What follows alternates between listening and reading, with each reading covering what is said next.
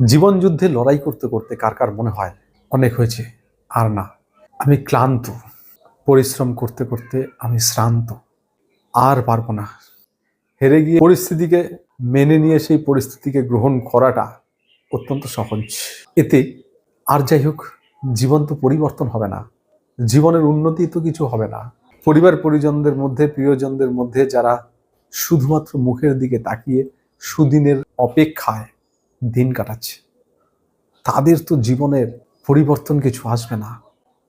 হেরে যাওয়াটা তো খুব সহজ, লড়াই ছেড়ে দেওয়া যেতেই পারে, না ছাড়লে কি হবে? আর একটা ল্যাপ যদি দৌড়ানো যায়, আর এক স্টেপ যদি এগোনো যায়, আর একটা লড়াই করবার মতন মানসিকতা যদি বানানো যায়, আর একবার একটু লড়ে দেখি না, যতক্ষণ শ্বাস রয়েছে ততক্ষণ আশা তো আছে, এই ভাবনা দিয়ে আরেকবার উঠে যদি দাঁড়ানো যায়, তাহলে জীবনটা তো পরিবর্তন হতেই পারে।